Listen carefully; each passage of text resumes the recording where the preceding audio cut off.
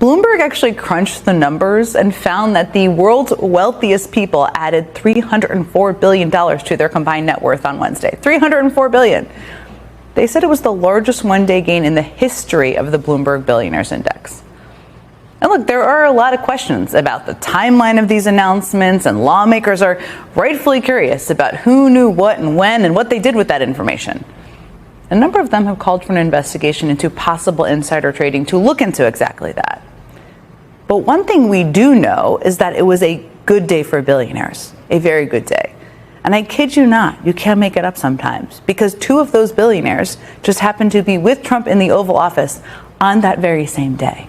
And as you can see for yourself, Trump was downright giddy is the only way to describe it, but just how much money they made, all thanks to him. This is Charles Schwab. It's not just a company, it's actually an individual. And he made $2.5 billion today, and he made $900 million. That who you saw in that video was Charles Schwab, that Charles Schwab, and Roger Penske, as in the Penske trucks you see on the highway. Trump says they made a combined total of more than $3 billion in a single day. So he bragged about enriching billionaires with them in the Oval Office. I'm sure you heard the chuckling in the background. And then a communications advisor on his staff, I really can't get over this piece, thought it was a good idea to tweet that exchange out.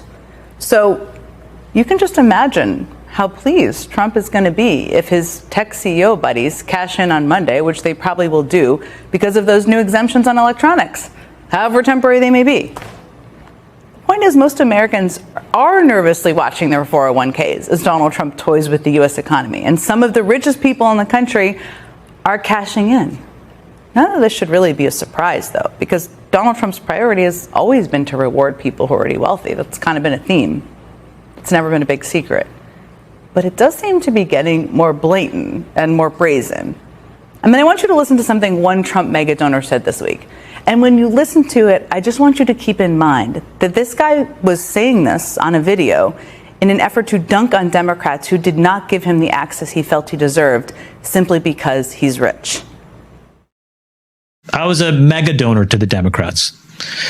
Like dinner with Obama level donor, okay? I couldn't get a phone call returned from the White House to save my life. The Trump administration is totally different. There's not a single person there you can't get on the phone and talk to. There's not a single person there you can't get on the phone.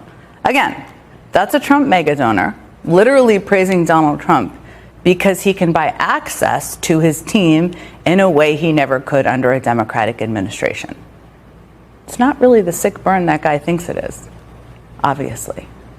But look, well, it's easier for billionaires like him to buy political favors. Most people like you will have to pay more on almost everything you buy, because tariffs are a tax on the American people.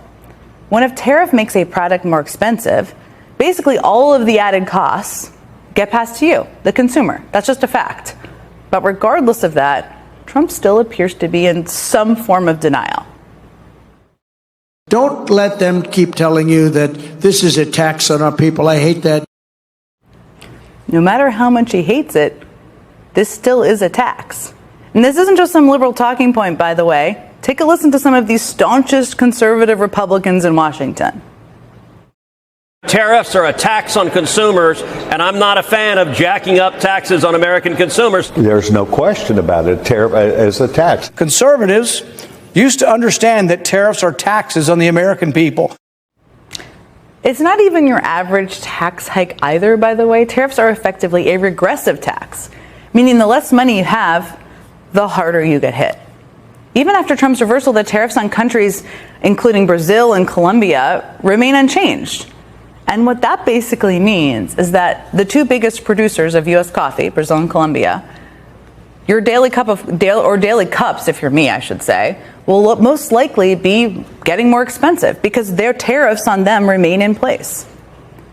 And the disruption could also make holiday shopping difficult. I know it's a while away, but here's what one toy company CEO told the Today Show on Thursday. 80% of the toys will be twice as expensive this Christmas as they were last Christmas. There'll likely, in particular with toys, be a shortage of toys this Christmas. I mean, even a short-term disruption will upset the flow of goods. Merry Christmas, everyone. There are fewer toys and they are more expensive.